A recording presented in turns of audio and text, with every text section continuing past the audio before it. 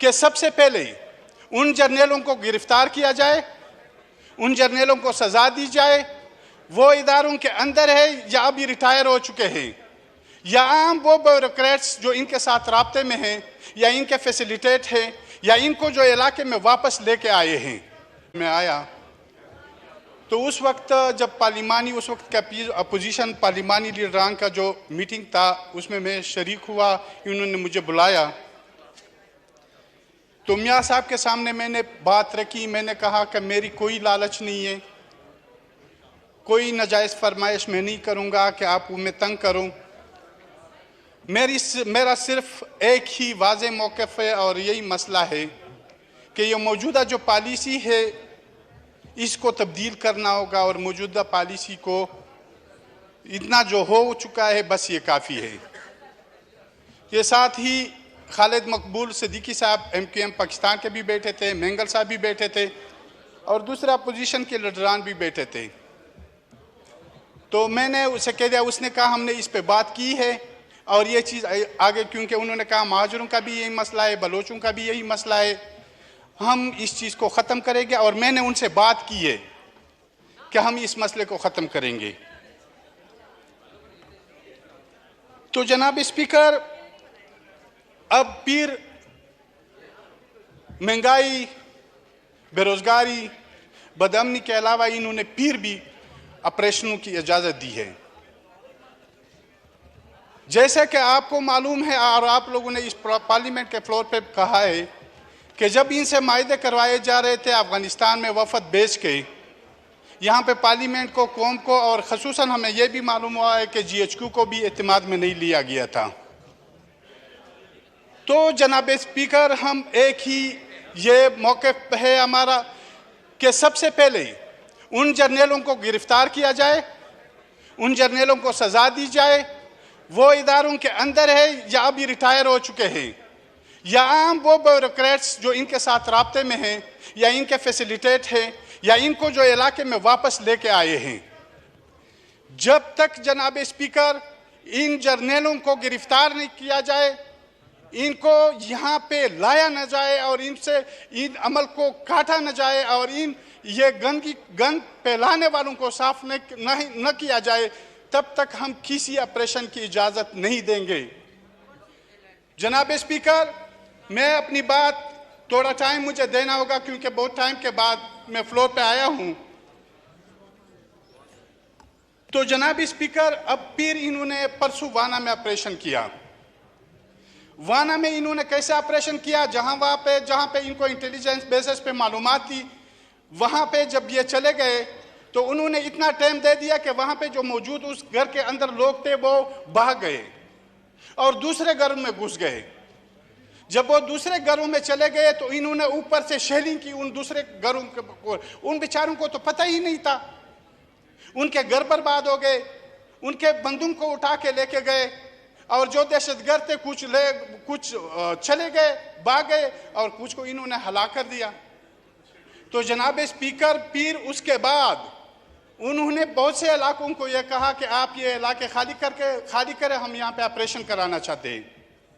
जब इलाका खाली होगा और आपके वहाँ पे पाले हुए लोग वो आपके लिए वहाँ पे ठहरेंगे, वहाँ पे रहेंगे, तो इस खौफ को एक सोचे समझे मंसूबे के तहत फैलाया जा रहा है। जनाब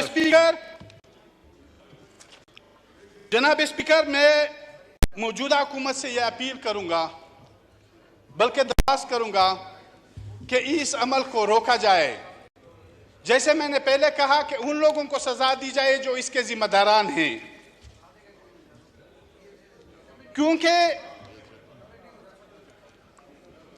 अब यह बात बहुत वाज़ेह हो चुकी है।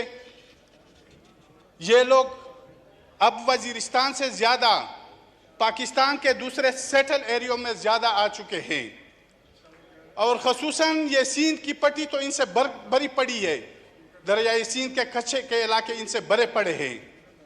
तो जनाब स्पीकर, हम ये कहते हैं, आओ जो हमारा मौक़िफ़ भी है कि सबसे पहले उन जर्नलों के ख़िलाफ़ कार्रवाई की जाए जो रिटायर है या हाज़िर सर्विस है, जो इनके पीछे है, इनको लाए गए हैं, इनको ये इलाके हवाले किए गए और एक सोचे समझे मंसूबे के तहत इस खौफ को फैलाया जा रहा है। ठीक है, आपसे जी जनाब स्पीकर, एक मिनट मैं ये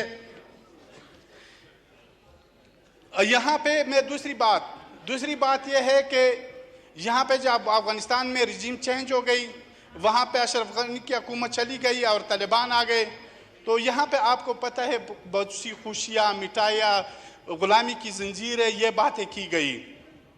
जनाब स्पीकर, वहाँ डॉक्टर नजीब शहीद के साथ इस रियासत का मसला रहा, फिर उसके बाद जो मुजाहिदीन आ गए उनके साथ आपस की लड़ाई हो गई और शुमाली इत्तेहाद और इधर पश्तूनों का मसला हो गया, तो उसमें भी ये थे।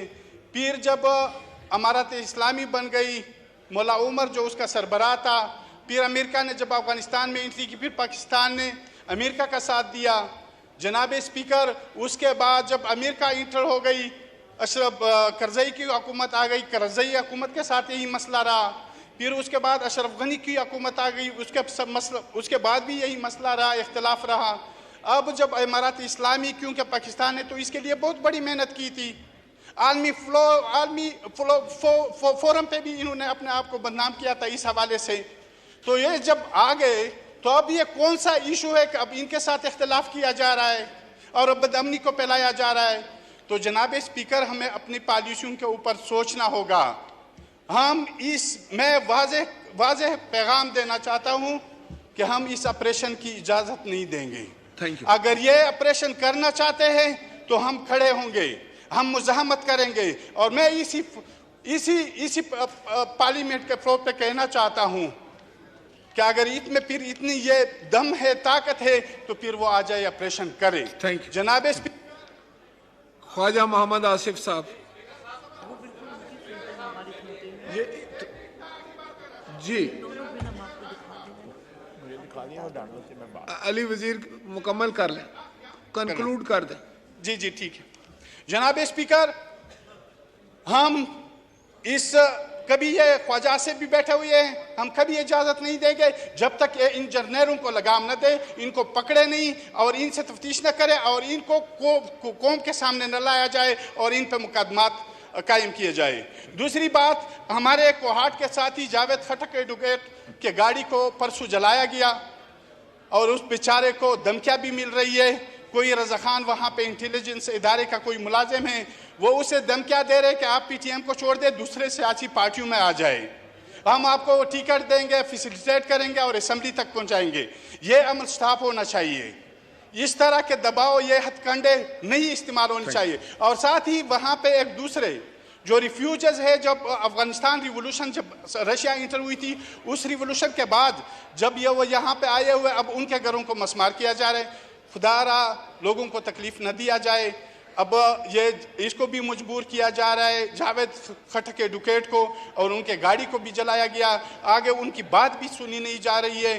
तो मेरी ये रिक्वेस्ट है कि इस पे तवज्जो दी जाए। साथ ही सिक्योरिटी काउंसिल की जो इन्होंने मंजूरी दी है, उसको भी स्टॉप किया जाए और पहले अपने गंद को साफ किया जाए।